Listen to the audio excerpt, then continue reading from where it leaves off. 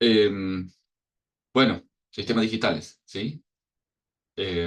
Vamos a trabajar similar a como trabajamos con herramienta informática, ¿sí? El profe Fede se va a encargar de la parte práctica y conmigo van a ver más la parte teórica de la materia. ¿Tienen idea de qué hacemos en sistemas digitales? No. No, profe. Bueno, Supongo que un poco de el, lo que vimos el semestre pasado, más la parte del display del equipo, creo. en realidad vamos más para, o sea, nosotros programamos en herramientas digitales, en herramientas informáticas, programamos en la computadora, ¿no? O sea, hacíamos un programa, programábamos en C y eso se traducía en una PC. ¿Qué hacemos en sistemas digitales? Nos orientamos más a la electrónica, ¿sí? A cómo funciona esa computadora. En esencia, eh, nosotros tenemos, escucharon hablar de transistores, no oyeron todavía transistores, ¿no? No estudiaron transistores. No, pero escuchamos hablar. Por supuesto que escucharon hablar de transistores. Eh, hacemos un pequeño recorrido de cómo funciona esto, como para que entendamos dónde estamos parados, ¿les parece? Bárbaro. El, hasta 1950 más o menos, teníamos dos tipos de materiales, ¿sí? Materiales conductores y aislantes. Eso lo tenemos claro, sabemos que una cosa es la otra, ¿o no? Sí, Bien, ¿sabemos por qué un material conductor y por qué un material es aislante? porque permite o no el paso de la corriente eléctrica. Sí, en esencia es eso. Realmente se da porque la estructura atómica de esos materiales tiene electrones en las últimas órbitas que se desprenden fácilmente en el caso de los materiales conductores. Entonces se termina formando como una nube de electrones en el material. Entonces, con una pequeña corriente eléctrica, esos electrones circulan por el material. ¿Sí? Con una pequeña diferencia potencial se genera esa corriente eléctrica que, que es el circular de los electrones. ¿Sí? En los materiales aislantes, esos electrones de las últimas órbitas de los átomos están mucho más pegados y con un vínculo mucho más fuerte con el núcleo. Entonces, la energía o la diferencia potencial o el voltaje que hace falta para que circule la corriente en ese material es mucho más alto. Ese ejemplo lo vemos, no sé, por ejemplo, en la madera. Si nosotros agarramos una madera, se comporta como aislante, ¿no? ¿Estamos de acuerdo? Sí, Bien, sí, no ahora, conduce. qué pasa cuando cae un rayo? La madera conduce, ¿sí? El rayo cae, pega en los árboles y se va a tierra. Entonces la madera está conduciendo. ¿Por qué conduce? Y bueno, porque la diferencia de potencial, porque la energía que tiene el rayo alcanza a separar esos electrones, ¿sí? Entonces, es importante saber que no es que no conduce energía eléctrica, sino que no son buenos conductores.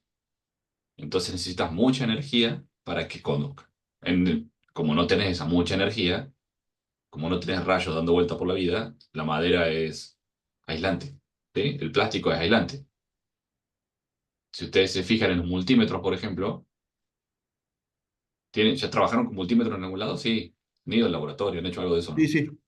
Sí, sí. Sí, en mecatrónica estamos Fíjense, trabajando con múltiples. genial, fíjense las puntas del multímetro que dice 1000 voltios, ¿sí? ¿Por qué dice 1000 Sí, voltios esa punta del multímetro? Porque hasta 1000 voltios, ese plástico que tiene el multímetro se comporta como aislante. Más de 1000 voltios ya no te aseguran que no te dé una patada, ¿sí? Entonces, claro. esos son aislantes y son conductores. ¿Qué pasó en el 50, en la década del 40 en realidad? Lo que hicieron fue descubrir una nueva forma de hacer materiales, que es los semiconductores. ¿Cómo se hacen los semiconductores? Hacen silicio, que es un material muy común en la naturaleza, es arena, una arena especial, pero no deja de ser arena, hay un montón de silicio dando vuelta. se mezcla con algunos materiales que le dan o un exceso de electrones o un déficit de electrones. Entonces se generan materiales tipo P y materiales tipo N. Si esos dos materiales se unen, si yo agarro un material tipo P y un material tipo N y los uno, genero lo que se llama una unión semiconductora. ¿Sí? El primer elemento semiconductor es el diodo. ¿Han visto diodo ya? Sí, estamos ¿Sí viendo lo en vieron? mecatrónica, los nombramos y en en los prácticos lo estamos trabajando. Bien, ¿y qué hace el diodo? Prende luz. No, ese es el diodo LED. Es bueno, conduce la corriente en un solo sentido. Conduce la corriente en un solo sentido. Entonces es un semiconductor. ¿Por qué? Porque se comporta como conductor en algunos casos y como aislante en otros. ¿Sí? Como conductor en el caso de que la corriente circule en directa y como aislante en el caso de que la corriente circule en inversa. Sí, ¿Sí? Eso hace un clarísimo. diodo. Claro, eso es un semiconductor. Depende de Ujú. las circunstancias, se comporta como aislante o como conductor. El diodo LED, bueno, o el LED, es un caso especial de diodo. ¿Por qué? Porque se dieron cuenta, y acá me metí, o sea, esto funciona y entendemos cómo funciona por física cuántica, ¿sí? Esto funciona, la mecánica cuántica explica el movimiento de estos electrones, ¿no? No hace falta, obviamente, que entendamos mecánica cuántica para entender para saber cómo podemos usar un diodo, ¿no? Pero en esencia, cuando un electrón circula y pasa del material N al P, lo que se genera es un fotón. Un fotón es una partícula de luz, ¿sí? Entonces, en los LED, esa partícula de luz está en el espectro visible. ¿Sí? Eso lo vieron en algún momento en la escuela, ¿no? Que hay un espectro visible de onda electromagnética y demás, ¿o no? Que No, va eso no del, lo vimos así que va del... específicamente. Bueno, nosotros lo que El vemos son espectro ondas... electromagnético no lo vimos. Bueno, pero el espectro electromagnético es... O sea, nosotros estamos rodeados de ondas electromagnéticas, ¿sí? Hay un porcentaje de las ondas que la podemos ver. Es la que está en el espectro visible. Por eso nosotros Sí. vemos desde el infrarrojo hasta el ultravioleta. O sea, antes de eso, ¿no? Desde el rojo hasta el violeta vemos los colores.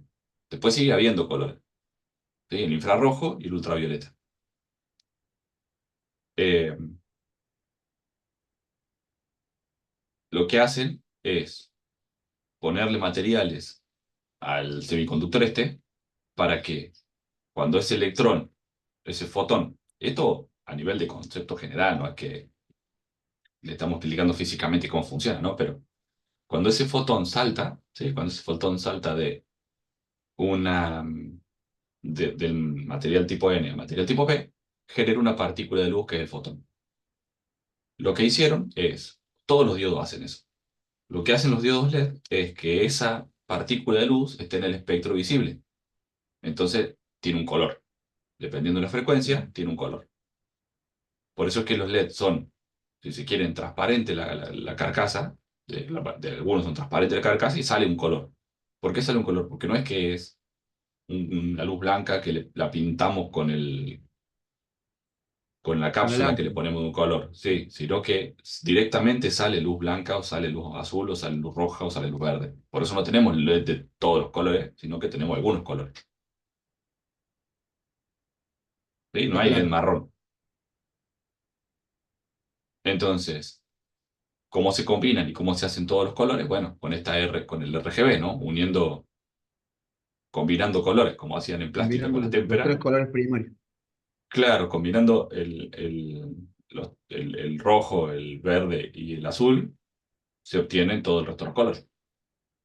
Entonces, de esa forma, vemos esta pantalla que tengo adelante, que es una pantalla LED, porque tiene un montón de LED semiconductores que generan eso. ¿Sí? ¿Más o menos se entendió la explicación? Está claro, profe. Bien, ese fue el primer semiconductor. El segundo, la evolución de eso, fue el transistor. ¿Qué es lo que hace el transistor? Ponen un material P y un N, como el diodo, pero le agregan otro P. ¿Sí? Hacen un sándwich. O un NPN o PNP, ¿sí? Unen los materiales semiconductores. ¿Qué logro con eso? Y además tengo esto ya lo van a ver bien en electrónica y lo van a ver bien sí, en electrónica lo van a ver bien. Pero bueno, se los voy adelantando como para que nos pongamos en sintonía de lo que vamos a ver en sistemas digitales, sí, en sistemas digitales. Eh, ¿Qué hago con el transistor? Ya, al tener tres materiales, le pongo un terminal, ¿sí? Una patita a cada uno de los componentes de este sándwich. Y logro con la pata del medio, la pata del material que está conectado a la patita que está conectado al material del medio, logro controlar la corriente que pasa por las otras dos patas. ¿Sí? Entonces puedo hacer como una especie de llave de paso con el transistor. Con una pequeña corriente puedo manejar una corriente más grande que pasa por las otras dos patas. ¿Me siguieron más o menos? Sí. Bien. Sí, profe. Funciona Y como una válvula entonces, antirretorno. como una válvula, Sí, ¿sí? Entonces, yo con la pata del medio, depende de la corriente o la tensión, dependiendo si es un transistor BJT o un transistor FET, que ya lo van a ver, regulo cuánta corriente pasa por las otras dos patas. ¿Sí? Y eso tiene básicamente dos usos. Yo lo puedo usar en la parte lineal de comportamiento de ese transistor, entonces lo puedo usar como un amplificador. ¿Sí? En regla general yo puedo, y esto haciendo muchas simplificaciones, ¿no? Pero yo con un micrófono conectado a la patita del medio y eh, una tensión con capacidad de corriente en en una de las patitas, con el micrófono voy regulando cuánta corriente sale por las otras dos patas y amplifico. ¿Sí? Entonces, y eso es lineal, con lo cual yo subo un poquito el volumen y sale un poquito más fuerte por parlante. ¿Sí? Ahí estoy usando el transistor en su zona lineal. ¿Sí? Amplifico corriente. ¿Me siguieron? sí, Bien.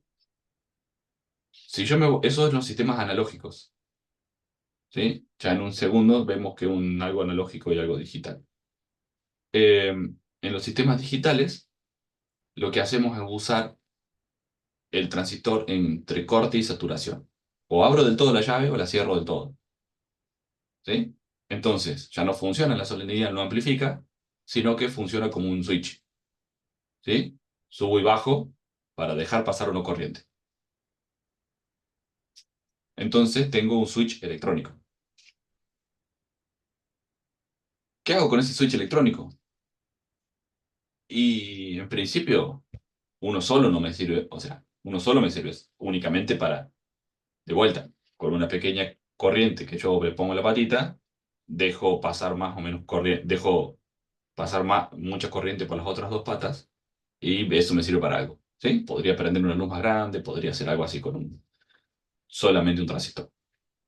Ahora, si yo empiezo a combinar esos transistores, logro tener otro tipo de componentes que me sirven para trabajar con lo que se llama lógica discreta y matemática discreta, ¿sí? Para resolver operaciones, uniendo transistores. Entonces, uniendo transistores, genero compuertas, ¿sí? Ya vamos a ver lo que son las compuertas. Uniendo compuertas, genero como bloques más grandes, donde tengo flip-flops, registro de desplazamiento, ¿sí? Sumadores. Uniendo eso, uniendo esos elementos, uniendo flip-flops, puedo tener memorias, ¿sí? Ya vamos a ver que el flip-flop son dos compuertas conectadas, en su versión más simple, ¿no? Pero pongámosle dos compuertas conectadas. Si yo me voy para atrás, esas compuertas tienen tres o cuatro transistores adentro cada una. Entonces, tres o cuatro transistores unidos a otros tres o cuatro transistores genero una compuerta. Esa compuerta, uniendo varias compuertas, tengo flip-flops. Y los flip-flops almacenan un estado. Almacenan un uno o almacenan un cero. Entonces ahí tengo memoria. ¿Sí? La memoria RAM que tiene mi computadora es eso, no tiene más que eso. ¿Sí? Son transistores agrupados de tal forma que genero flip-flops. Y los flip-flops guardan un uno o un cero. Si meto millones de flip-flops, tengo capacidad de almacenar millones de unos y ceros. ¿Me siguen? Sí, Bien. Y si además yo por un lado tengo la memoria, tengo el almacenamiento con los flip-flops, y por otro lado tengo la capacidad de volver a juntar estas compuertas en otro tipo de circuitos, como sumadores, registro de desplazamiento, decodificadores y cosas por el estilo, yo lo que voy a terminar teniendo es la capacidad de crear un microprocesador. ¿Sí? El microprocesador, ¿qué hace? Busca, eso lo vimos en herramientas, busca la primera instrucción que tiene que hacer y la ejecuta. ¿Cómo sabe qué hacer? Bueno, porque la instrucción está almacenada en unos y ceros, en unos flip-flops. ¿Sí? La decodifica con un sistema de decodificación para saber cómo tiene que configurar el resto del microprocesador para ejecutar esa, esa instrucción. esa acción. ¿Cómo, Joaquín? Esa acción. Claro, Sí, leo los flip-flops, los 1 y 0 que tenía almacenado. Lo paso por un circuito de decodificación que está hecho con compuertas, que me termina diciendo cómo tengo que configurar a mi microprocesador o a los componentes que siguen para abajo para sumar, para restar, para llevar cosas de un lado al otro, para lo que sea que quiera hacer, para comparar, para lo que sea que quiera hacer. ¿Cómo lo configuro? Me lo va a decir la instrucción que tenía almacenada. La tengo que decodificar, configuro y ejecuto la acción. Eso es lo que termina siendo un microprocesador. Entonces, con lo que arranqué haciendo de transistores, llego a tener un microprocesador. ¿Sí? sí. Más o menos. Sí, sí. A mí me queda claro. Genial. O Obviamente, sea que, por ejemplo, profe, como para entenderlo, un microprocesador, yo que sé, de un teléfono o algo así, está lleno de compuertas que se abren y cierran en distintos tipos de señales, ¿verdad? ¿Algo así? exacto. Sí, es más o menos así. Ah, está bien. A un nivel de, no sé, eh, un i7 tiene algo así como 6 trillones de transistores adentro. Ah, la maula, está bien, listo. Sí, así. Obviamente que es monstruoso lo que se fue haciendo, pero arrancaron Sí, con sí. 7 transistores. ¿Sí? Eh, obviamente que después se va complejizando y la capacidad de cálculo y de cómputo y demás, y la capacidad de miniaturización hace que podamos meter más transistores adentro de cada uno de los componentes y logro meter, fíjense que nosotros estamos hablando de que nuestras computadoras tienen 4 núcleos, 8 hilos, cosas por el estilo, ¿no? ¿Escucharon eso? Sí, sí, sí. Sí. Entonces, si tienen 4 núcleos, 8 hilos y demás, es porque tienen 4 procesadores adentro de mi microprocesador. Como tienen 4 procesadores, cada uno de esos tiene esta lógica que yo le estoy contando. Entonces son un montón de transistores. ¿Por qué lo puedo poner? Y porque la tecnología de miniaturización de los transistores llegó a un nivel de que ya son casi la mínima expresión. Entonces le puedo meter 7 millones de transistores, 7 trillones de transistores. ¿Venimos más o menos bien? ¿Se entendió un poco globalmente de qué se trata esto? Sí, señor. Bien, genial. Esa es un poco la idea. Entonces, lo que vamos a ver ahora y lo que vamos a ver en el semestre es la base de todo eso.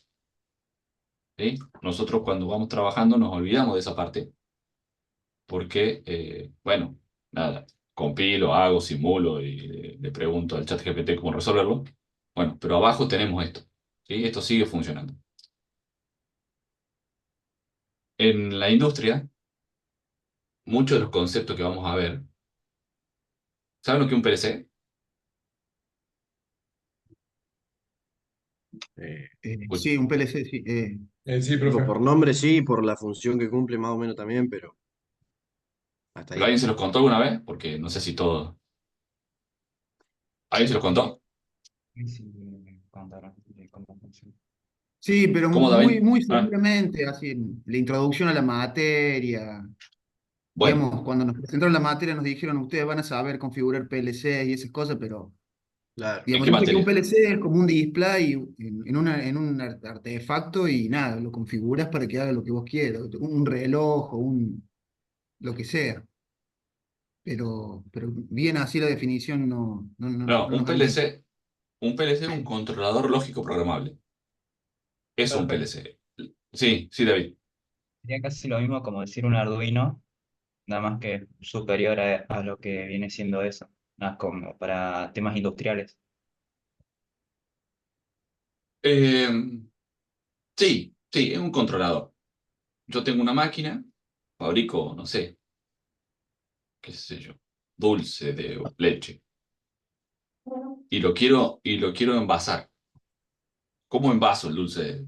Pongámosle un dulce de zapallo, qué sé yo, cualquier cosa. Tengo una, habrás visto, ¿no? En una industria como tienen cintas transportadoras, tienen máquinas, tienen llenadora automática, tienen, bueno, eso, ¿cómo lo controlo? Yo tengo un montón de motores que se mueven, tengo un montón de sensores que tengo que verificar, tengo, qué sé yo, si es dulce de leche, no sé cómo se hace, o sea, no sé cómo se envasa el dulce, pero me imagino que deben tener un depósito de frascos, si el frasco es de vidrio lo tengo que tratar de una forma, ese frasco se pone en una cinta transportadora, esa cinta transportadora va pasando por un lugar en donde se llena con el dulce de leche, para que el dulce de leche sea fácil de llenar. Yo me imagino que eso debe estar medio tibio, ¿sí? Debe tener, no sé, el dulce de leche debe estar a 30 grados para que no se rompa, para que no se cocine el dulce de leche y que sea más fácil de que caiga en el tarro, en el frasco. Entonces, tengo que ya tengo un sistema que me carga los frascos en la cinta transportadora. Después tengo un sistema que me controla la temperatura del dulce de leche para que no se me cocine ni se me ponga duro. ¿Sí? Entonces tengo que tener una resistencia que calienten eso y mantenga la temperatura del depósito de dulce de leche. Después tengo que meter una válvula que llene el frasco de dulce de leche. ¿Sí? Que cuando detecte que hay un frasco, que pasa por abajo, se frene un segundo y llene el dulce de leche hasta el tope.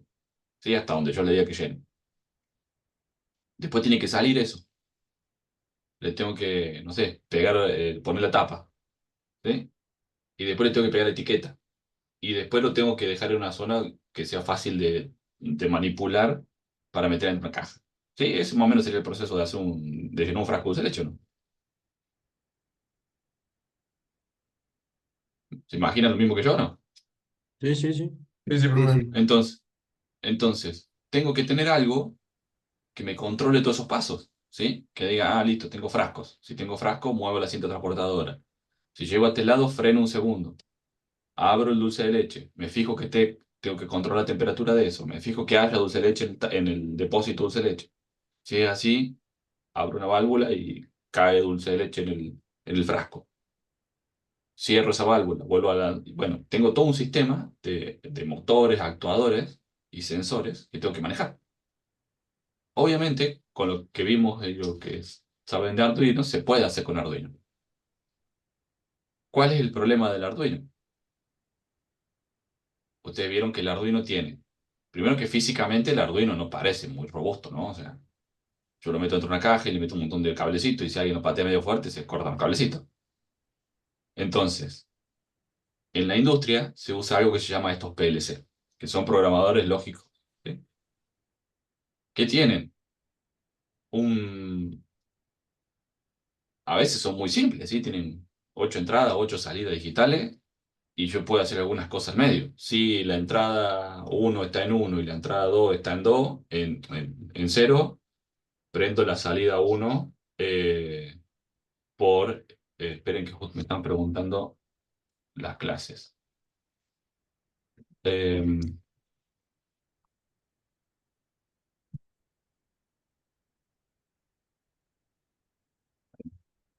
Paso el link.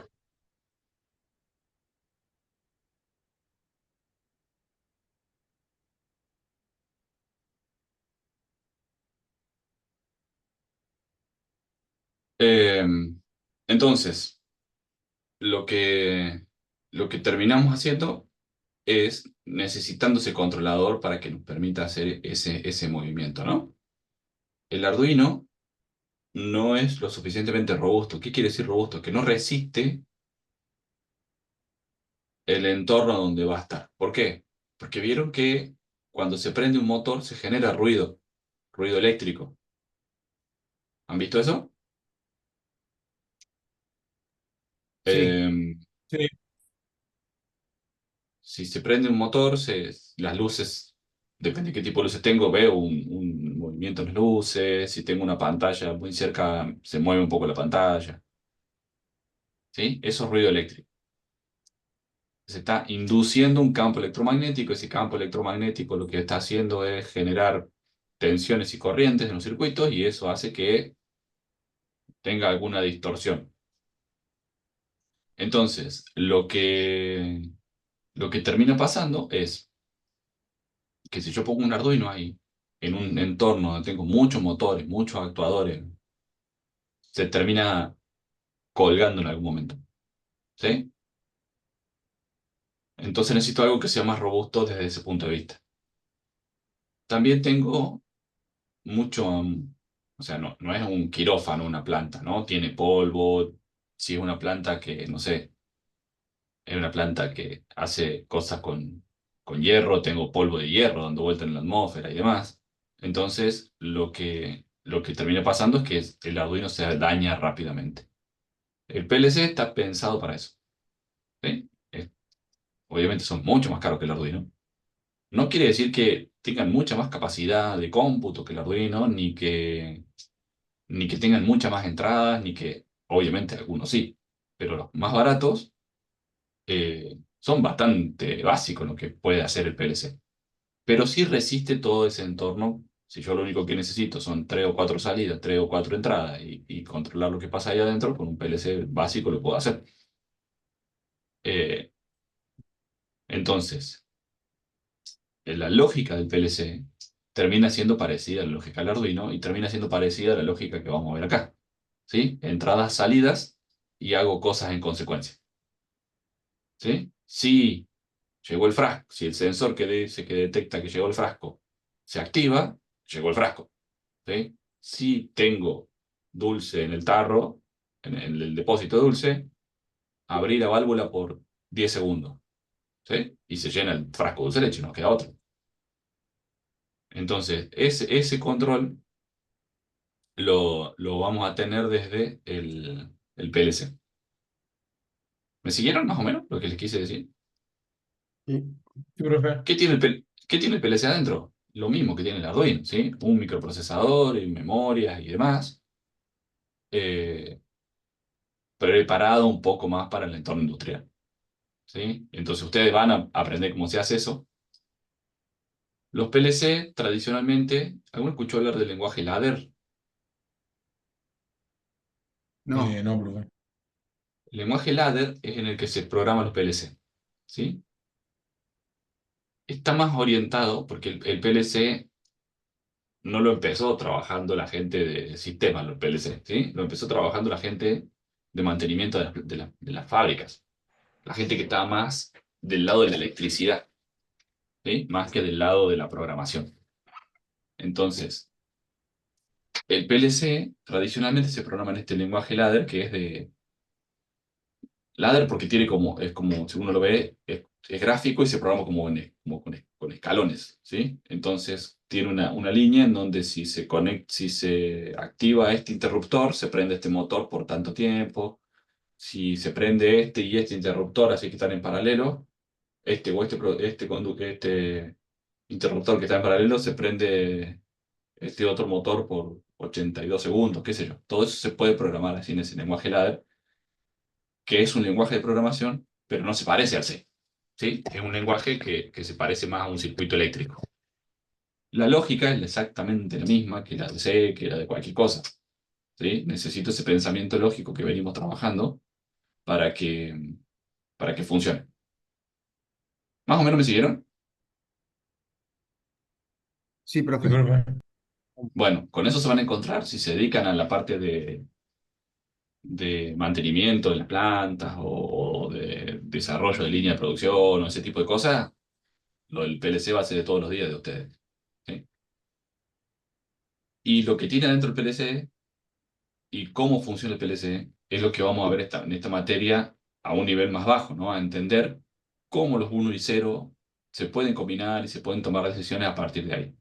Entonces, lo que vamos a seguir trabajando y lo que vamos a seguir haciendo es que ustedes entiendan cómo funcionan las cosas y que lógicamente sean capaces de resolver problemas. ¿Sí? ¿Más o menos sí? Está claro, Mm. profe. Después, con en la materia de automatización, me parece, sí, en esa materia, trabajan directamente ya con el PLC.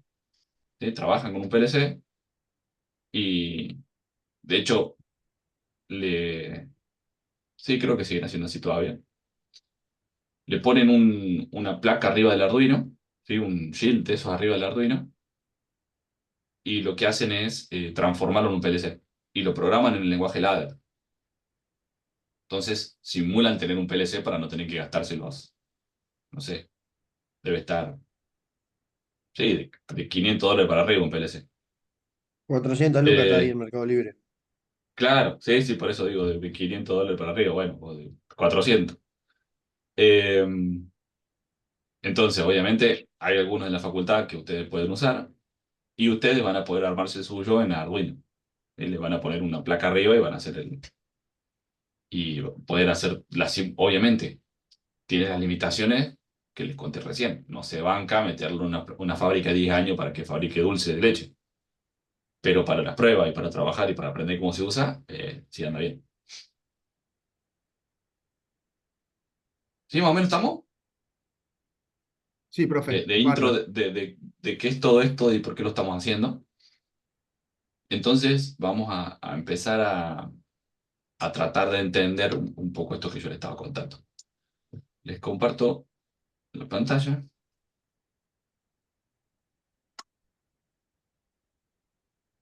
Bueno, un par de... Bueno, obviamente me interrumpe cuando haga falta, me preguntan lo que sea, eso ya lo saben, ¿no? Eh, vamos a tratar de empezar a ver esta diferenciación entre sistemas digitales y sistemas analógicos, ¿sí?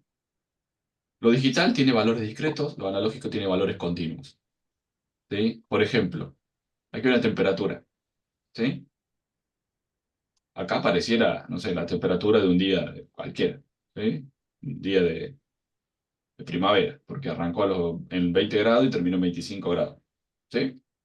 Fíjense que a las 6 de la mañana a las 5 hacía 20 grados y después a las 2 de la tarde hacía 25. Fíjense que estos dos ejes son continuos. ¿Qué quiere decir continuo? Que yo tengo infinitos valores entre uno y otro. ¿O no? Mm. ¿Se dan Sí, cuenta de lo que sí. les quiero decir, no? Sí, sí, sí. ¿Cuántos valores tengo de tiempo entre las 10 y las 11 de la mañana? Infinito, depende con qué resolución mida. ¿Sí? Si mido con horas y tengo una sola. Si mido con minutos, tengo 60. Si mido con, no sé, nanosegundos, y tendré bastantes más, ¿no? Entonces todo depende con la unidad en la que la mida, pero, o con la resolución que mida mejor dicho, pero tengo infinitos valores. Lo mismo pasa con la temperatura. ¿Cuántos saltos tengo entre 22 y 23 grados? Infinitos, porque la temperatura, como casi todas las variables, no, casi todas no, como todas las variables físicas, se comportan de una manera analógica. ¿Sí? Tengo infinitos valores entre dos puntos. ¿Sí? La diferencia es infinitesimal. ¿Se entiende el concepto? ¿Todos lo entendieron? Sí, Sí. ¿Seguro? Ok. Entonces, voy a hacer un reclamo a Zoom, porque se actualizó y ahora no encuentro dónde está lo de las encuestas, que era parte acá está, lo encontré. Eh,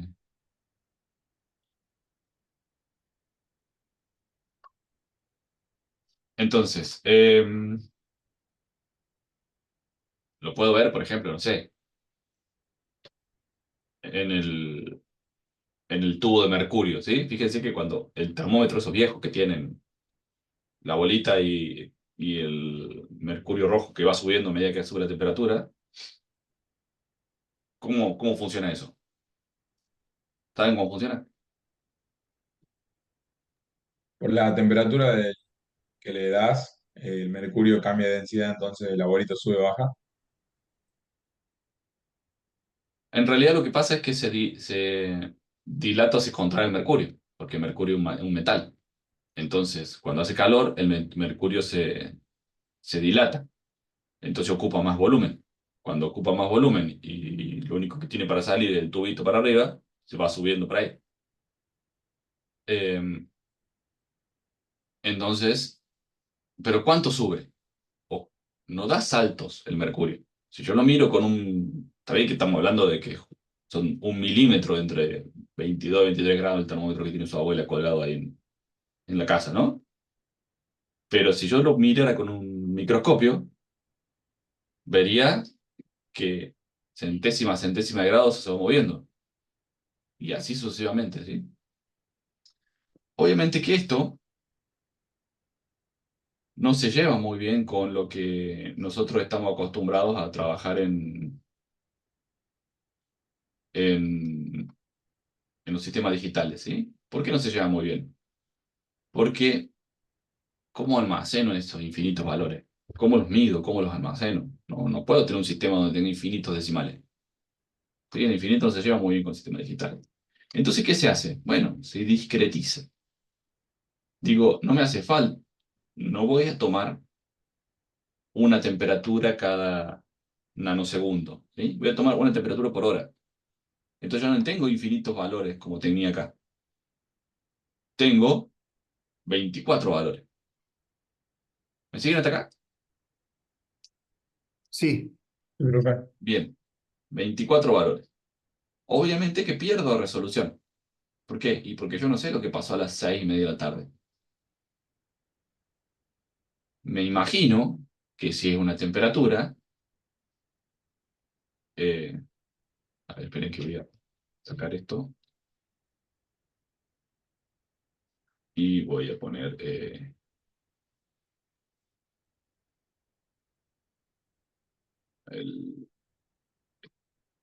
Obviamente que si es una temperatura,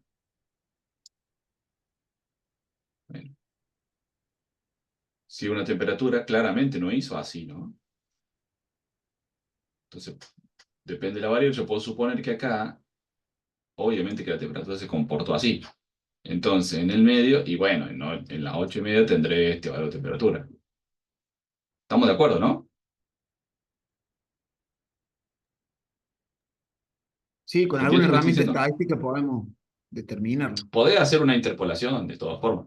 Sí, Perdés resolución porque lo estás suponiendo, no sabes lo que pasó. claro. Pero la temperatura no se comporta nunca así. O sea, no es que va a venir a las 6 y va a empezar a bajar la temperatura y te bajó a 0 grados y a las 7 te volvió a subir a 23. No pasa eso con la temperatura. Ambiente. No, no. Todos ¿Ok? resfriados, si no. Claro, todos muertos. Sí, todos Eh, muertos resfriados. claro, entonces, en, en, en este tipo de comportamiento de la temperatura, yo puedo medir cada una vez por hora. Y es lo que hace, no sé, el servicio meteorológico. Vos fíjate que entra y cada cuánto cambia lo que dice la tele ahí. Y una vez por hora, Sí, ¿no? ¿Y por qué no lo cambia más seguido? Y porque no hace falta. Entonces no destinan recursos de computadora, de humano o lo que sea para hacer mediciones eh, más, más mediciones en el tiempo, ¿no? Ahora, si yo tengo no sé, el tarro donde tenía dulce de leche y lo tengo que tener a 30 grados para que sea fácil de meter en el frasco, no puedo medir una vez por hora. Porque si mido una vez por hora, a lo mejor se me pasa de temperatura o se me pone frío. ¿Sí? Porque a claro, lo sí. mejor varía mucho en una hora la temperatura, entonces tengo que controlarlo más seguido. Bueno, pero tampoco lo controlo infinitas veces. ¿sí? Lo controlaré una vez por minuto, una vez cada 10 segundos, una vez cada segundo, depende de lo que yo quiera, pero son finitos, ¿sí? Entonces estoy discretizando en el eje del tiempo, ¿sí? Este eje de tiempo lo discretizo. Yo no tengo infinitos valores, yo no tengo acotada cantidad de valores. ¿Cuántos valores? Bueno, depende de mi aplicación, depende de lo que yo quiera medir, ¿sí? Si yo estoy midiendo temperatura ambiente, bueno, una vez por hora está bien. Si estoy midiendo temperatura dentro de un horno, y capaz que lo tengo que hacer cada, no sé, minuto. Si estoy midiendo temperatura en otro, bueno, lo tendré que hacer más. Y así. Más o menos, sí. Sí, señor. Bien. Lo mismo pasa con el eje vertical, el eje de las temperaturas. Yo no puedo tener infinitos valores entre 23 y 24 grados. ¿Por qué no puedo tener infinitos valores? ¿Y porque cómo los mido? Yo necesito tener un número ahí almacenado. ¿Cómo hago para medir temperatura y tenerla en un número, si la temperatura es una variable física y el número es una variable numérica que voy a guardar en un sistema? Necesito un traductor, algo que me haga la traducción entre la temperatura y un número. ¿Más o menos me sigue? Eso es un sensor. Un sensor es un transductor que me va a traducir la variable que yo quiero medir en una diferencia de tensión, por ejemplo. ¿Sí me siguen? ¿Me oyen muy bien? Sí, profe. Daniel, bien. Bien. Sí, profe. Entonces, para eso uso un sensor de temperatura. Ese sensor de temperatura puede ser analógico o puede ser digital. Si un sensor de temperatura analógico, lo único que hace es traducir la variación de temperatura en variación de un voltaje, ¿sí? Entonces, no sé, por ejemplo, el más tradicional de los sensores de temperatura es el LM35, ¿sí? Es un integradito de 3 patas que lo pongo así al ambiente, y la salida le pongo 5 voltios en una pata, 0 voltios en otra, y la patita del medio me va a dar 10 milivoltios por grado, ¿sí? Si hacen 10 grados me va a dar 100 milivoltios esa patita. Si hacen 11 grados me va a dar 110 milivoltios. ¿Sí? Es un traductor, un sensor de temperatura. Eso yo lo puedo pasar por algo que se llama conversor analógico digital, y convierto la, la tensión en un número, ¿sí? Y ese número lo meto en un sistema. Ya después vamos viendo más en detalle, pero como para que sepamos de qué estamos hablando. ¿Cómo se llama, profe? Entonces, ¿qué cosa? Lo que habías dicho recién, que transforma la tensión. O sea, el que transforma la temperatura, la variación de temperatura, variación de tensión, es un transductor, un sensor de temperatura. Eso es el más común y que le nombré recién, era el LM35. El que traduce la variación de tensión en variación de un número, para que yo mi sistema lo pueda comparar con otra cosa y hacer algo, es un conversor analógico digital, que hace esto. Lo que está en analógico lo pasa a digital.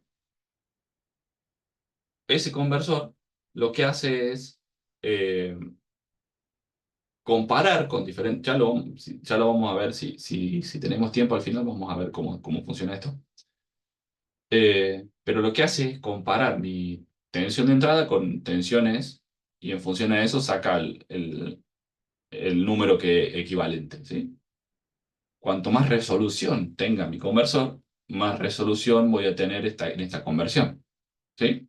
Entonces, depende del conversor, yo voy a poder tener resoluciones. Supónganse, le conecto un LM35 a un conversor, y yo voy a poder tener resoluciones de medio grado, o voy a tener resoluciones como es analógico, va a depender de mi conversor. Entonces la resolución va a depender de cuántos bits tenga el conversor. Ya vamos a llegar a eso al final, pero en esencia yo le quiero decir que existe algo que los convierte de una variación de tensión a una variación de número, y eso lo puedo trabajar. Obviamente, pierdo resolución. porque si la variación era infinitesimal y yo lo estoy comparando con algunos escalones y estoy asignando números, pierdo resolución. ¿Sí? ¿Me siguieron más o menos? Sí, profe. Bien, genial.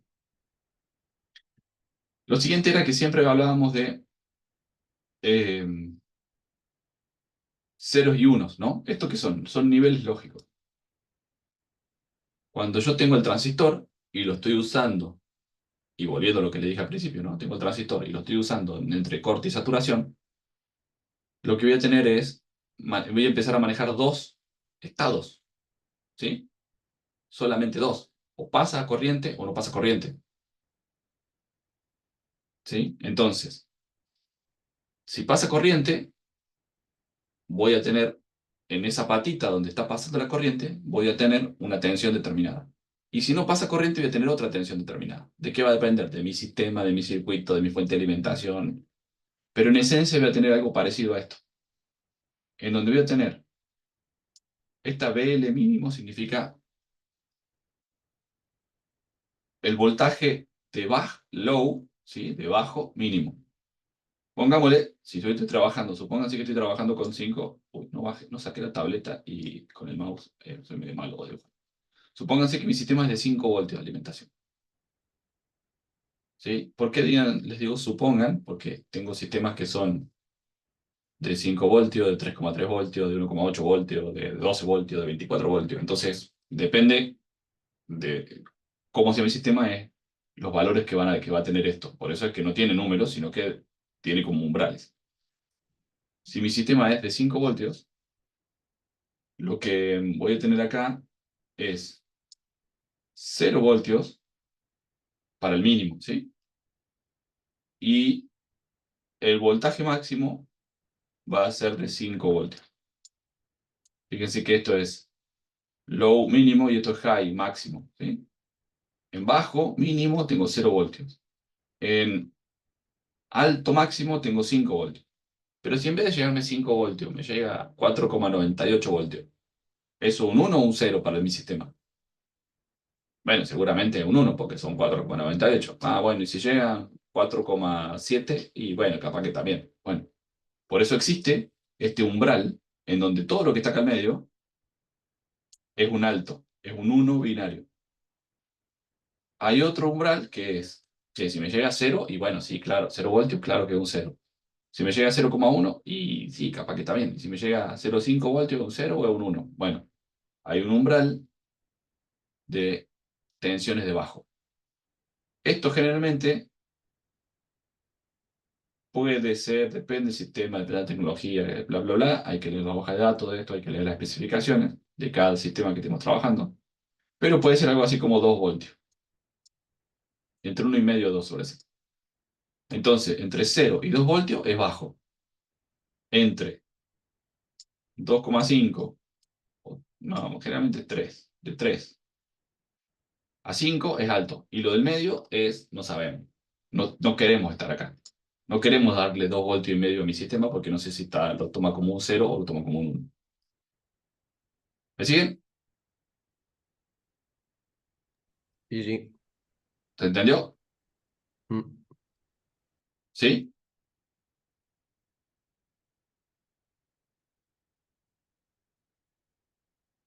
Voy a hacer mi super encuesta. La encontré.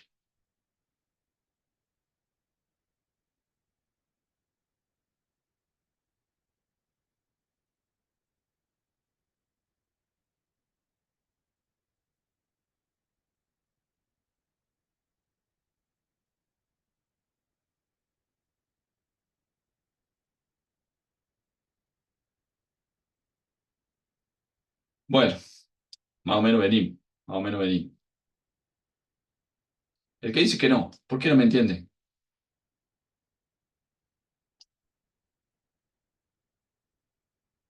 Yo, profe, Hable, hable. el último no lo entendí, profe. Ok, volvamos entonces. Yo dije que íbamos a tener ceros y unos, ¿sí? Porque íbamos a trabajar en el transistor Trabajamos entre corte y saturación. Entonces tengo solamente dos estados posibles. O pasa corriente o no pasa corriente. ¿Sí? Entonces esos dos estados yo los llamo estado bajo y estado alto. Estado cero o uno. ¿Sí? Pero si yo me voy a la realidad, si yo me voy a mi hardware, a mi circuito, listo, si me llega a 5 voltios está claro que es un 1. Si me llega a 0 voltios está claro que es un 0. Pero ¿qué pasa si me llega a 1 voltio? ¿Es 0 o 1? Bueno, lo tengo que meter en algún lado, ¿no? O es 0 o es 1. No tengo otra opción. Entonces, la electrónica y los sistemas tienen estos umbrales en donde, estas zonas de trabajo, en donde, bueno, de 0 a 2 voltios, si me llega 1,5 voltios, lo voy a tomar como 0. ¿Sí? Ya vamos a ver cómo se interconecta esto y cómo me va a llegar 0 voltios o me va a llegar 5 voltios. Pero existen estos niveles de tensión en donde yo, ese nivel, mi compuerta lo toma como un 0 lógico o como un 1 lógico, dependiendo del voltaje. ¿Sí? Porque, en definitiva, tengo cables conectados a transistores. Sí, funcionan como 0 y 1 porque es corte, saturación y todo esto que estamos hablando, pero son transistores. Entonces, a partir de ahí lo que hago es definir estos umbrales en donde entre 0 y 2 voltios es bajo, entre 3 y 5 es alto, y lo del medio no lo quiero, porque si me llegan 2 voltios y medio, algún sistema sí o sí va a hacer algo, no es que no va a hacer nada. Sí o sí va a ser 0 o va a ser 1. Pero ¿qué pasa con el inaceptable? Depende cómo fue la tecnología de fabricación, depende cómo salió ese transistor en particular, lo puede tomar como 0 o lo puede tomar como 1 y yo no voy a estar seguro de qué está pasando. Entonces no quiero que mi sistema caigan cosas de 2 voltios y medio porque me puede funcionar mal. Ahí se entendió un poco más. Iván creo que era, no, no, no me acuerdo que me había preguntado. Sí, Ah, bien, bueno, genial. Obviamente esto, ¿ya se suscribieron al Classroom?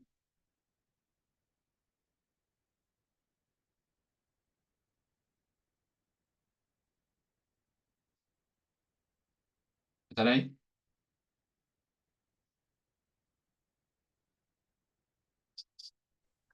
¿El mismo que teníamos antes, profe, o hay uno nuevo? No, hay uno nuevo. Si no se suscribieron es porque a lo mejor no le pasamos nosotros. Ya después les pasamos el código. Bueno, Eh, Todavía no hay nada, pero lo que va a haber ahí son la misma metodología que trabajamos con herramientas, ¿sí? Los prácticos y los apuntes y las presentaciones y demás. Lo mismo, todo esto se lo voy a subir, lo voy a subir al Classroom, ¿no? Para que lo tengan. Bueno, yo les dije que los, todos estos sistemas, digamos, se trabajaban con compuertas, ¿no? Los transistores lo íbamos a trabajar con compuertas. Entonces, veamos rápidamente qué son las compuertas y después veamos cómo se usan y para qué sirven, ¿sí? Ahora me van a tener que creer que esto funciona así y no van a entender muy bien para qué, pero después lo van a entender. La primera compuerta que tengo es una compuerta NOT. ¿Qué hace la compuerta NOT? Yo tengo a la entrada un 0 y a la salida tengo un 1. O tengo a la entrada un 1 y a la salida tengo un 0. Es decir, lo que le llega a la entrada lo invierte y lo pone en la salida. ¿Sí? Si acá me llegan 5 voltios, acá me va a aparecer un 0. 0 voltios. Si acá me llegan 0 voltios, acá me va a aparecer un 1 lógico, que son estos 5 voltios. ¿Me siguen? Mm. Bien. Fíjense, vamos a empezar a ver este tipo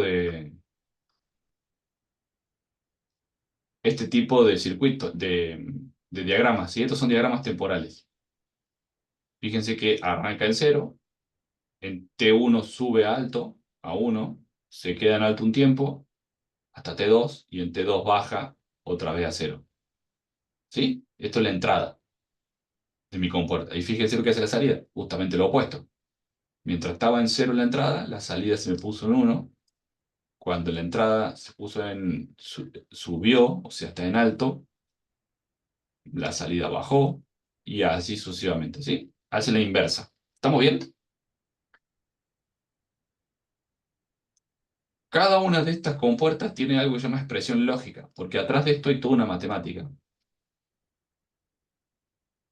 y hay una expresión que la describe. Esta expresión es, si mi salida es X y mi entrada es A, ¿sí? X va a ser igual a A negado. Fíjate que tiene una rayita arriba, ¿sí? Esa rayita es que está negado, ¿sí? Que es la inversa, que es lo opuesto. Si entra un cero sale un uno. Si entra un uno sale un cero. ¿Estamos bien?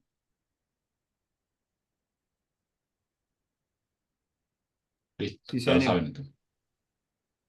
Así es como venían, como vienen, o como se empezó a trabajar con las compuertas, ¿sí? Agarraban, en este caso, 6 compuertas NOT, fíjense que este es el símbolo de la compuerta NOT. Agarraban 6 compuertas y las metían dentro de un chip. Obviamente, para que, si yo acá te meto un cero, voy a silenciarte Joaquín porque, José Joaquín, porque estaba haciendo ruido. Si yo acá meto un cero en esta compuerta y acá sale un uno, de algún lado saco los 5 voltios, ¿no? Entonces esto no anda por magia. Le tengo que poner alimentación en un lado y tierra en el otro. ¿Estamos bien? Entonces, ¿El PLC también funciona así, profe? Entra por un lado corriente y sale a tierra por otro y depende de lo que pasa dentro del PLC van a ir dando las... claro, las salidas, o sea, obviamente que yo tengo que alimentar, como alimentaba el Arduino le pone 5 voltios. Y si Sí. yo quería poner un uno en la salida, ese uno donde salía, de la alimentación del Arduino. Ah, ¿Sí? Y es lo mismo que va a pasar acá. El uno donde sale, de la alimentación. Pero, ¿por qué sale un uno? Y porque en la entrada tiene un cero. claro. ¿Sí? Entonces, ¿qué es lo que es esta compuerta? Si acá tiene un C, si en 5 hay en un cero, te conecta BSC a la pata 6. Y si hay un cero, es como si te conectara BSC a la pata 6. Y si acá hay un cero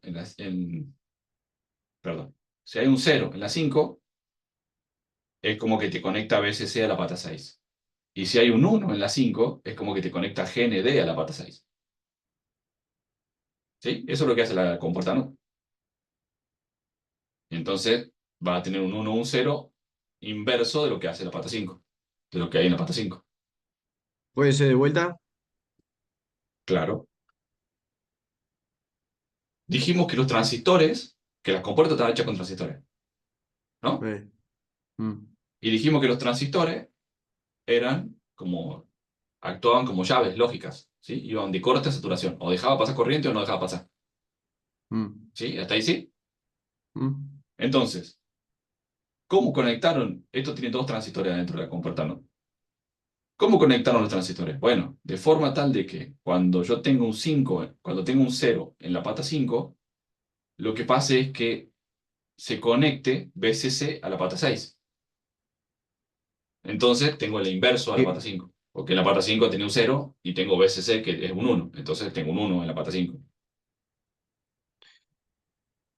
Está bien, sería como que, está bien, como que deja pasar la corriente, digamos. Es eso, Si deja no pasar va la a tierra. corriente. Claro, si no va a tierra. Y chao. Claro, es como que deja pasar la corriente de VCC o deja pasar lo que hay en GND. Deja pasar una cosa o la otra. Depende cómo Claro. está la pata 5 en ese caso. ¿Cómo está configurada sería? No, ¿cómo está configurado? No, ¿qué le llegó? Si yo le conecto, no sé, un sensor que me dice, llegó el frasco, y cuando llega el frasco me aparece el 5 voltios en la pata 5, voy a tener en la pata 6 un cero cuando llegue el frasco. Ah, claro, y entonces se ejecuta, No claro, sé, ahí lo que está. yo quiera que haga. Claro, Ya tal vamos a cual. llegar a qué hacer. Y si no llega el frasco, de las 5 pasa al 6, en el 6 no hay nada y se va a tierra, digamos. Por eso, depende de cómo esté configurado. Si mi sensor Claro. dice que cuando llega un frasco se pone un 5 voltios en una salida y esa salida la conecto a la pata 5, Mm, cuando llegue un frasco voy a tener 5 voltios en la pata 5. Entonces voy a tener 0 voltios en la pata 6. mm, Y mientras no hay frasco, voy a tener 5 voltios en la pata 6. claro. ¿Sí? Ya lo vamos a ir viendo, ya va a ir cayendo la ficha. Sé que es mucha información para la que hemos charlado No, no, igual en, ahí más o en una menos con hora. el frasco se entendió. Genial.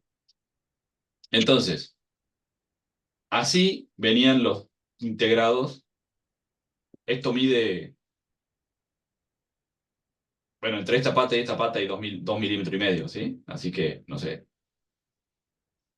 10 milímetros, 12 milímetros este encapsulado. Y adentro había 6 compuertas.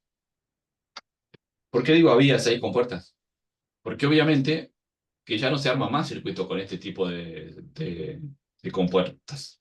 ¿Por qué? Y porque fíjense que estoy usando 6, para 6 compuertas NOT, que son las más básicas del planeta, estoy usando 12 milímetros. Mis sistemas y mis placas eran gigantes antes, porque tenía que tener un montón de estas cosas conectadas entre sí. Entonces, era mucho espacio, mucho consumo de energía. Entonces, a medida que fue avanzando la tecnología, se pudieron hacer otro tipo de cosas que ya no se usan más las compuertas así. ¿Me siguen lo que quiero decir?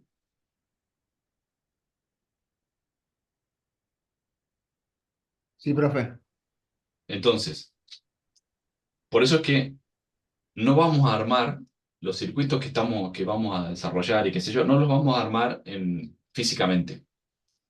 ¿Por qué no los vamos a armar físicamente? Porque tenemos el problema existencial de que estas compuertas ya casi no se fabrican y únicamente las compra la gente que está aprendiendo electrónica. Entonces, la gente que vende se aprovecha de que la compra la gente que está aprendiendo electrónica y lo vende a un precio imposible estas cosas. ¿Sí? Entonces, que yo le diga que cada compuerta de estas capaz que se la cobra 1.000 pesos y no deberían valer más de, no sé, 50, 30, qué sé yo. ¿Sí? Porque son muy simples, muy baratas, pero se las venden muy caras porque ya las empresas no las usan. ¿Sí? Entonces vamos a gastar un montón de plata y un montón de tiempo armando cosas que en definitiva no la van a estar usando. ¿Cómo se usa hoy? ¿Cómo se arma esto? En algo que se llama FPGA. Ya lo vamos a ver más adelante, que me permite, bueno, acá les va a explotar el cerebro, pero no importa, se lo voy a contar igual. Les permite,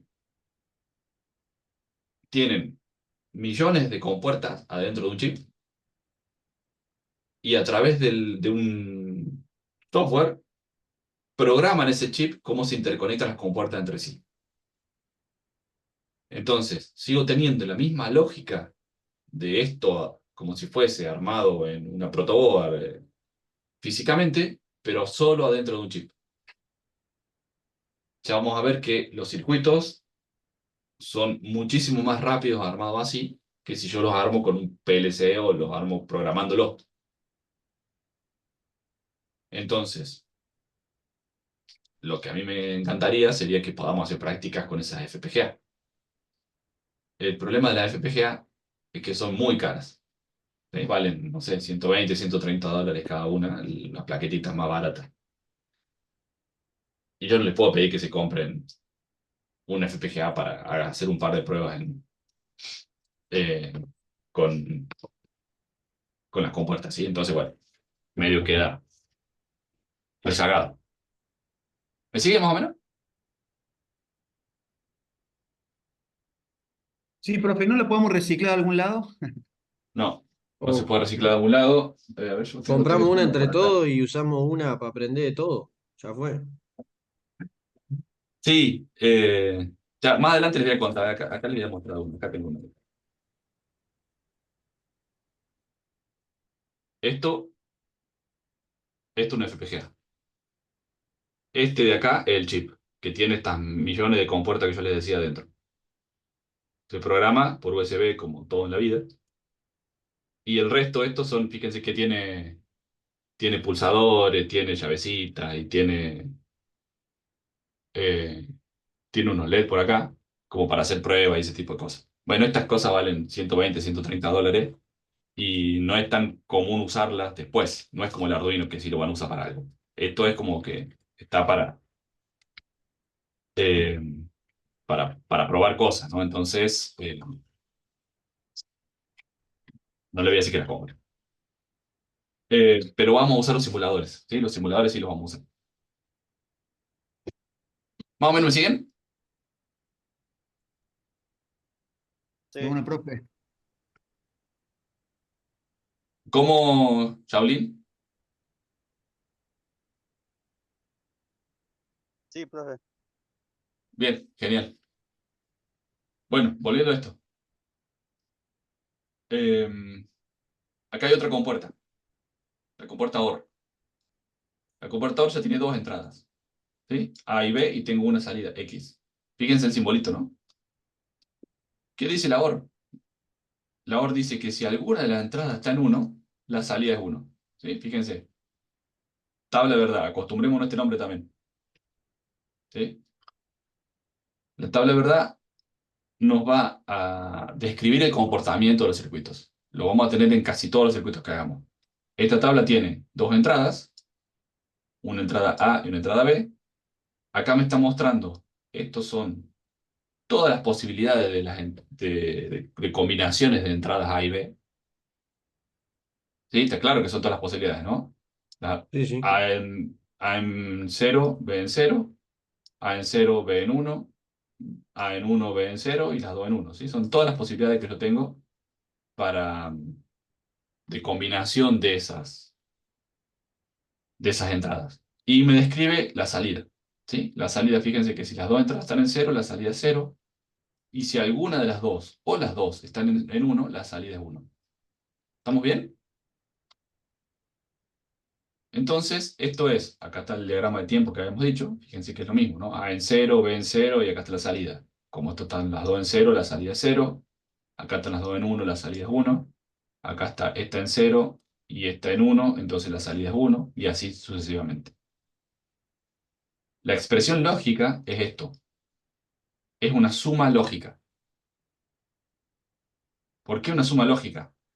Porque es como que yo sumo las dos entradas, ¿no? 0 más 0, 0. 0 más 1, 1. 1 más 0, 1. Y acá es porque es lógica y no es aritmética. ¿Por qué? Porque 1 más 1 es 1, no es 2. Acá 1 más 1 es 1. ¿Por qué? Porque tengo 5 voltios en una patita y 5 voltios en la otra, y esto me estaba conectando VCC o GND. Entonces me va a conectar VCC, con lo cual voy a tener 5 voltios acá. O sea, 5 voltios más 5 voltios me va a dar 5 voltios. Físicamente no me puedo otra cosa que 5 voltios. Y 5 voltios en un 1. Entonces 1 más 1 es 1. ¿Sí?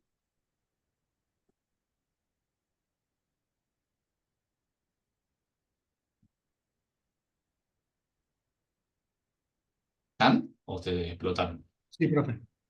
Sí, sí. Es lógico, no es Bueno, aritmético. es lógico, no aritmético. Una suma lógica. Bien. Acá lo mismo, acá emite una compuerta OR, fíjense que obviamente tengo menos por compuerta porque tengo que usar más pata, ¿sí? Entonces, si entra un 0 por acá y si entra un 1 por acá, acá voy a tener un 1. ¿Por qué? Porque esto es 0 más 1, 1. Me sale un 1 en la salida, ¿sí? Compuerta AND. La compuerta AND, fíjense, tiene dos patitas igual, o sea, dos patitas de entrada, una de salida. Y esto es una multiplicación lógica. ¿Por qué? Porque 0 por 0, 0. 0 por 1, 0. 1 por 0, 0, y 1 por 1, 1. Entonces, para que tenga un 1 en la salida, esta X, necesito tener un 1 acá y un 1 acá. Cualquiera de las dos entradas es 0, la salida es 0. ¿Sí?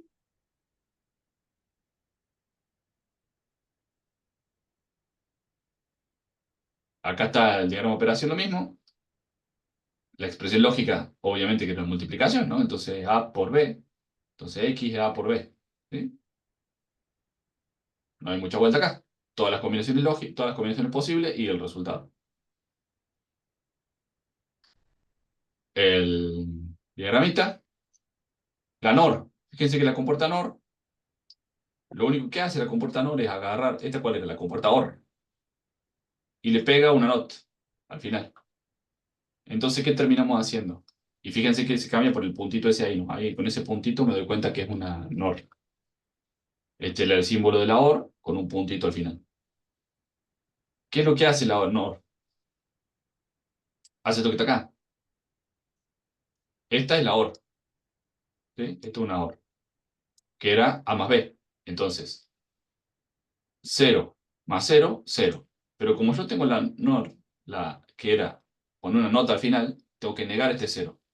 Fíjense que tengo la rayita del negador que habíamos visto en la NOT.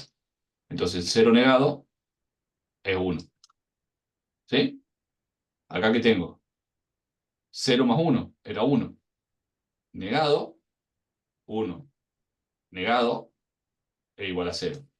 Acá tenía lo mismo. 1 más 0 era 1. Negado es 0. Y 1 más 1 que era 1. Y negado era 0. ¿Sí? Entonces, es como agarrar una OR y pegarle una nota al final. Conectar una nota al final. Y eso es una NOR. Acá tengo lo mismo. Acá tengo un NAND, que es lo mismo que la AND, pegándole una nota al final. ¿Sí? Y la salida y la lógica va a ser la misma. 0 por 0, dado vuelta, invertido, negado. Entonces 0 por 0 era 0. Pero cuando yo lo invierto, lo tengo que cambiar a 1. 0 por 0, o sea, 1 por 0 por 1 es 0. Pero negado es 1. 1 por 0, 0, negado 1. 1 por 1, 1, negado 0. ¿Está bien? ¿Se entiende lo que estamos haciendo acá?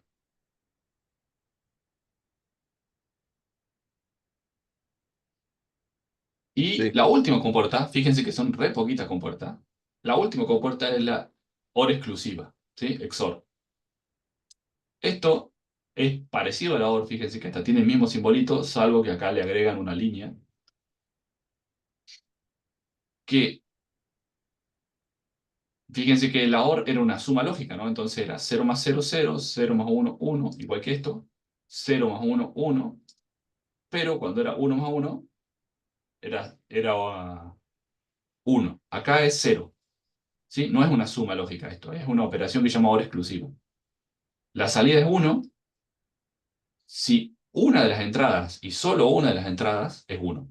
Si las dos entradas son 1, se pone en 0 la salida. ¿Sí?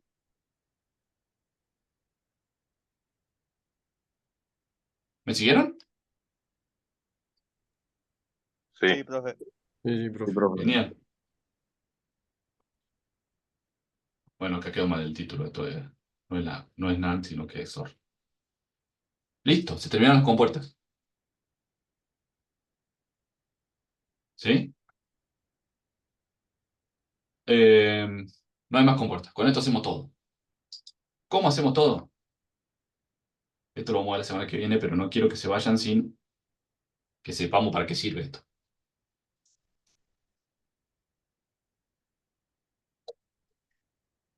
Eh, Acá el ejemplo que más claro me parece y que más jugo le podemos sacar.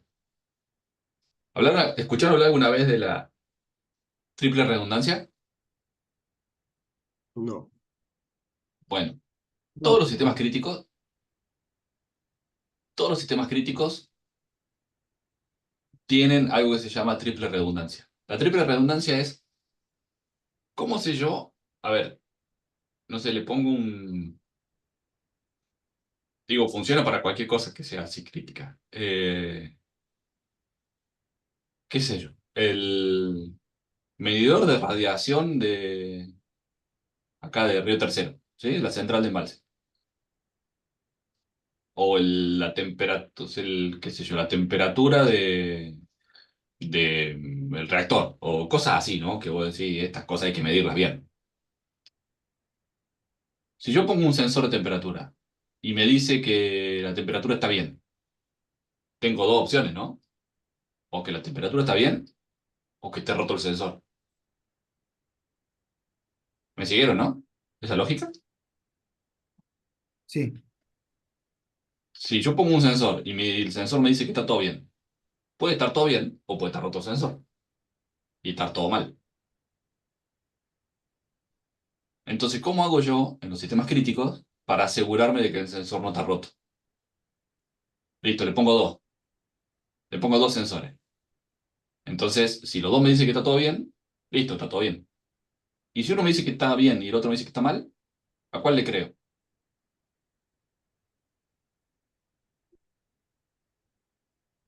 Claro. ¿El que está bien o el que está mal? Es para controlar. Pero ¿cuál es el que controla cuál? Hay que poner un tercero. Hay que poner un tercero.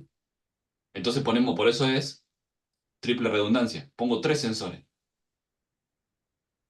No se van a romper dos a la vez. Bueno, no es Para que no se van a romper. detectar fallas. La probabilidad de que se rompan dos a la vez es remota. Entonces lo que me dicen dos es la verdad. El tercero es el que está diciendo otra cosa. Si los tres me dicen que está todo bien, listo, genial, no tengo ningún conflicto. Si uno me dice que está todo bien y los otros dos me dicen que está todo mal, bueno, está todo mal. ¿Se entiende, no? Sí, profe.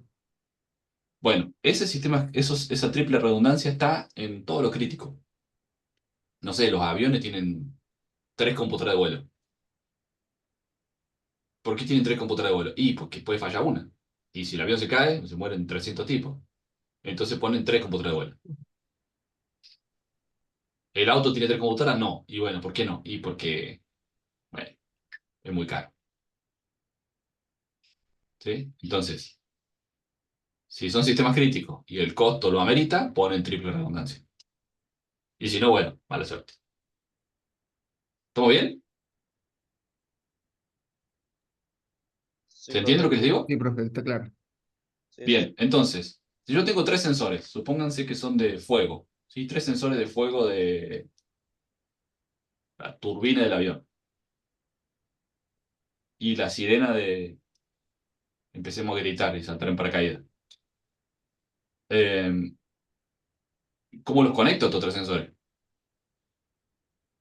Para que si dos sensores estén detectando fuego, se me prenda la sirena. ¿Sí? ¿Me siguen lo que estoy diciendo?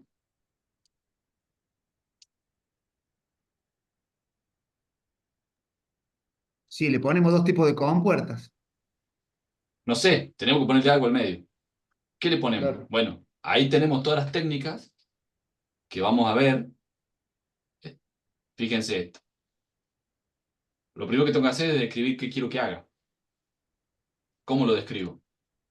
Y bueno, hago mi lógica de tabla de verdad. Hago mi tabla de verdad de esta caja negra que quiero hacer, que quiero fabricar. ¿Qué le voy a poner adentro? No sé, pero primero tengo que determinar qué quiero que haga. No, este no era. Entonces, acá tengo mis tres sensores, A, B y C. Estos tres sensores tienen eh, dos estados posibles, ¿sí? Fuego o no fuego. Entonces, supongamos que fuego es 1 y no fuego es 0. Y mi salida tiene dos estados posibles, alarma prendida o alarma apagada. Sirena prendida o sirena apagada. Entonces, si mis tres sensores me dicen que no hay fuego, ¿qué tengo que hacer con la salida? ¿Qué quiero hacer? Poner un cero, ¿no? Prende la alarma. No, claro, no, no quiero prender la alarma porque no hay fuego. Si uno de los Claro. sensores, si uno de los sensores se me prende, ¿qué quiere decir Prende esto? la alarma. No, que está andando mal el sensor 6, porque yo dije que lo que pasan, lo que dicen dos es la verdad. Entonces, acá dos están diciendo que no hay fuego, entonces no hay fuego. Cero. Capaz que mire por la ventana igual a ver si está prendiendo el fuego el motor, ¿no? Pero mi sirena no se debería prender. Acá pasa lo mismo, ¿no? Tengo un sensor que me dice que hay fuego y el resto me dice no. Acá tengo dos sensores que hay fuego, que dicen que hay fuego. ¿Qué tengo que hacer? Hay fuego. Decreto que hay fuego, es un 1 eso. ¿Sí? Acá tengo un solo sensor que dice que hay fuego, así que no hay fuego. Acá hay dos sensores que dicen que hay fuego, entonces hay fuego. Acá hay dos sensores que dicen fuego, hay fuego. Y acá están los tres diciendo que hay fuego. Hay fuego, sin duda. ¿Está muy bien? ¿Se entiende lo que acabo de hacer? Sí, sí. Yo, como fabricante de la caja negra esta que quiero generar para ponerle tres sensores y que se me prenda una sirena, describo en esta tabla de verdad el funcionamiento que yo quiero de mi sistema. Yo quiero que si hay dos sensores con uno, la salida sea uno. Y si hay un solo sensor con uno o ningún sensor con uno, quiero que la salida sea cero. Y eso escribí acá. ¿Me siguieron? Sí, profe. Bien. Con esto ya puedo empezar a pensar mi circuito. Termina siendo algo de esto. La semana que viene lo vamos a repasar. Solamente que no quería que se vayan hoy sin entender para qué sirven las compuertas. Entonces, ¿qué tengo acá? Fíjense que en este caso, yo quiero que se prenda, ¿sí? Cuando hay dos unos. ¿Qué hago? Si A está en cero, fíjense que este es A, lo invierto, entonces acá tengo A negado, acá tengo A negado, este es B y este es C, entonces tengo B y C. En este caso, ¿cómo está A, B y C? Es 0 negado 1, que estoy tomando A negado, ¿sí? B es 1 y C es 1, entonces la salida es 1, porque esto era una multiplicación lógica, siempre tienen que estar todas las entradas en 1 para que la salida sea 1, ¿sí? Entonces me queda 1 por 1 por 1, la salida es 1. Esta es una OR, entonces cualquiera de las salidas que esté en 1, perdón, cualquiera de las entradas que esté en 1, la salida va a ser 1. Entonces, como esta entrada está en 1, no importa qué hacen todas estas otras, esto está en 1. ¿Sí? Entonces se prendió mi alarma. Pero la OR no es que lo daba vuelta, profe. No, la NOT lo daba vuelta. Ah, La la NOT es NOT. esta de acá. Puta La NOT es madre. de esta Sí, de sí, acá. sí. Sí, sí, sí, La sí. NOT es esta de acá, que lo daba vuelta. Ta, Por ta. eso estoy pasando la A, la estoy pasando por la NOT. Fíjense que la A en esta compuerta está conectada a la NOT. Esta es A, entonces A viene acá y esta de acá es anegado. Entonces lo da vuelta y pone un 1. Entonces en este caso se energiza este circuito, esta parte de este circuito y se prende la compuerta. Ta. Se prende la sirena. Entonces con este circuito yo lo meto adentro de esta caja y hace lo que yo quiero que haga. ¿Sí? ¿Me siguieron? Eh, la semana que viene lo volvemos a repasar esa parte. ¿Sí? Porque yo sé que eso es como lo más complejo de que caiga la ficha. Pero no quería que se vayan hoy sin saber para qué se usan estas compuertas. Entonces, describo el comportamiento que quiero de mi circuito. Ese comportamiento que quiero de mi circuito lo paso a una tabla de verdad. Esa tabla de verdad la puedo pasar a un circuito. Después vamos a ver que hay técnicas para minimizar ese circuito, para que haga lo mismo con menos componentes. ¿Sí? Y en definitiva, eso es lo que termino construyendo. Y eso es un circuito digital combinacional, porque según la combinación de las entradas que yo tengo, es la salida que voy a obtener. Entonces es un circuito combinacional de lógica discreta. ¿Sí? ¿Se entendió? ¿Fue mucho para hoy? No, está piola la clase. ¿Se entendió? ¿Se Muy bueno, entendió? profe. ¿Se entendió? Bueno, genial. Sí, Vamos sí. Genial. a otra encuesta. Em, bueno, fue un pantallazo rápido de qué es un semiconductor. O sea, vimos un montón de cosas, ¿no? ¿Qué era un semiconductor? ¿Qué era un transistor? ¿Cómo los transistores se pueden unir para compuertas? Y a partir de ahí, de estas compuertas, ¿cómo podemos generar circuitos que tengan el comportamiento que yo quiero eh, para resolver algún problema? ¿Sí? Acá acabamos de resolver el problema de esta lógica de combinacional 2 de 3. ¿Sí? o triple redundancia. Lo que nos queda ver, obviamente que es mucho porque tenemos 15 clases más, es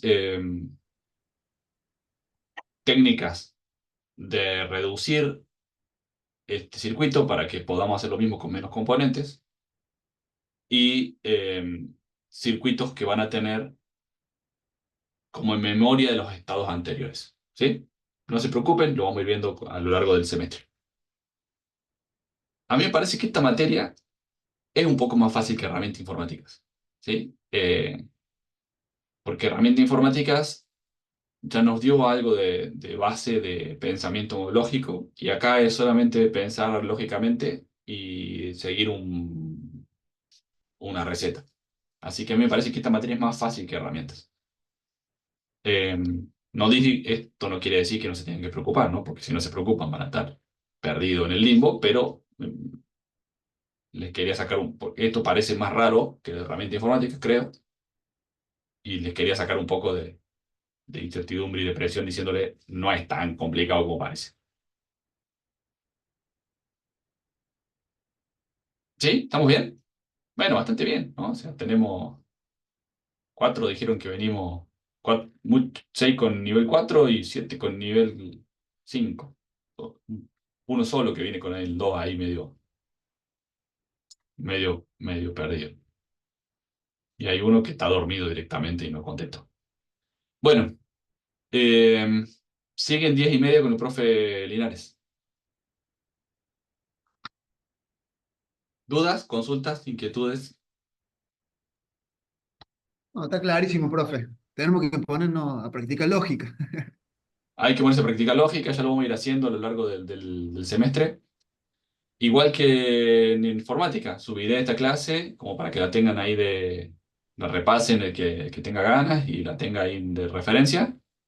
Y hay un apunte que vamos a subir también de esta parte, así que van a tener ahí algo de material.